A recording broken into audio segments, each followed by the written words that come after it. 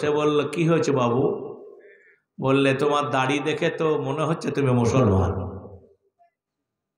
তো বলল, হ্যাঁ আমি আলহামদুলিল্লাহ মুসলমান। জোরে বল আলহামদুলিল্লাহ। মুসলমান অত সহজ? ইচ্ছা করলি মুসলমান দাবি করলি হবে না। তো হ্যাঁ আমি মুসলমান। বলে, দেখো বাবু, তুমি মুসলমান, তোমাকে এখন লাতজ্জা জয় বলতে হবে, জোরো জোরো বলো। বুড়ো মানুষটা বললো, বাবু সারা জীবন আল্লাহু আকবার বলেছি,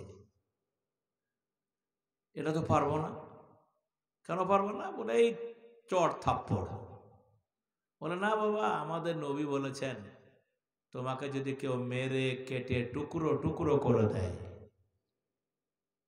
কি এটা জয়ীফ হাদিস নাকি? আলেমদের জিজ্ঞেস, জয়ীফ হাদিস এটা?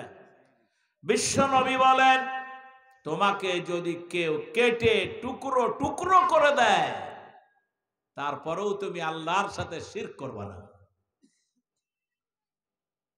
কারণ একদিন মরতে হবে তো, নাকি না? মরতে হবে না?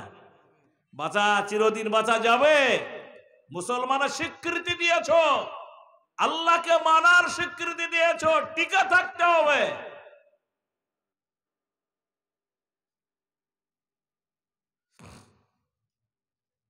বুড়ো বলল, বাবু আমি বলতে পারবো না, আমি বলতে পারবো না। এরপরে কি মার হয়েছে টিভিতে দেখিয়েছে, খবরের কাগজে লিখেছে, মিডিয়াতে দেখিয়েছে, কি অবস্থা ভয়ঙ্কর মা। আমরা অবাক হয়েছি, শহরের লোকেরা কেউ ধরতে আসেনি বুড়োটা। এখন একদম মেরে ফেলবে, মারার সময় চলে গেছে। শেষবার অর্নিং দিচ্ছে যে আর সময় না, এবারে লাতজ্জা জয় বলে। এই ভারত সারে জাহাঁ সে আচ্ছা হিন্দুস্তান হামারা, হাম ইসকা বুলবুল এ গুলিস্তা হামারা। সেই দেশে বুড়োটা বলল, বাবু একদিন তো মরে যেতেই হবে, বয়সও হয়ে গেল, সংসারও অভাব, ইমানটা নিয়েই মরব। তোমরা আমারে যত মারো, যত অত্যাচার করো, যত জুলুম করো, আমার কোনো আপত্তি নাই। শুধু একটা কথা বলবো, আমি মরে যাব, মেরে ফেলবে, কিন্তু লাতজ্জার জয় বলতে যেমন বেলাল রাজি ছিল না, আমি তেমনি জয় শ্রীরাম বলতে রাজি নাই। কি মার মেরেছে দেখেছে পৃথিবী, কি মার মেরেছে পৃথিবী দেখেছে। দাড়ি গুলি তুলে চাকু চালিয়ে গোটা গলাটা জবাই করে দিয়েছে।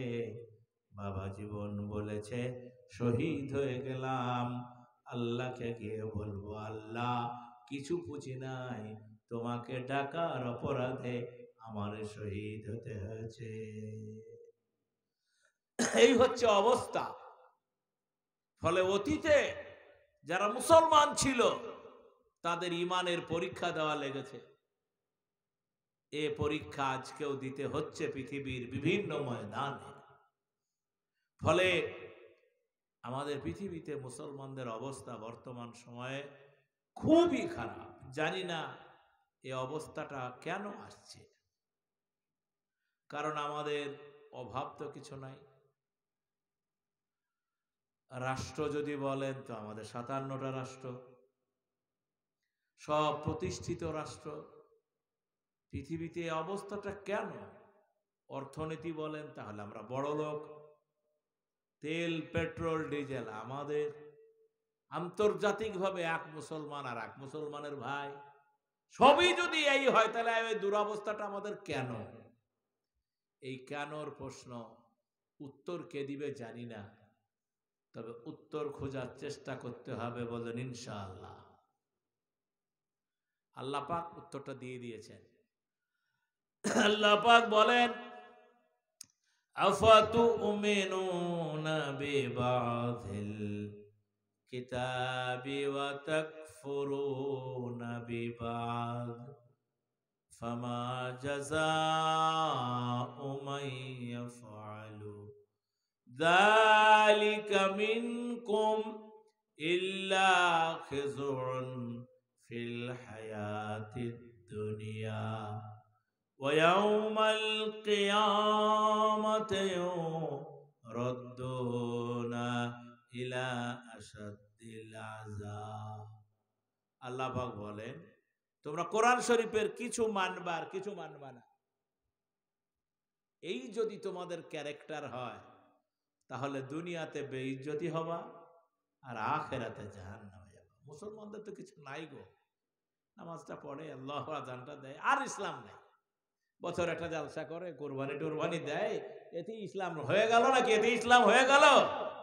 ইসলাম একটা জীবন বিধান, জীবন ব্যবস্থা, এ টু জেড ইসলামে থাকতে হবে, না হলে আল্লাহর আযাব থেকে কোনো মতে বাঁচা যাবে না। আপনারা সবাই মনে রাখবেন বন্ধু, সকলের এইটুকু মনে রাখা দরকার যে পৃথিবীতে অবস্থা আমাদের খুবই খারাপ। আমি ভারতের কথা দিয়ে শুরু করি। গত 22শে জানুয়ারি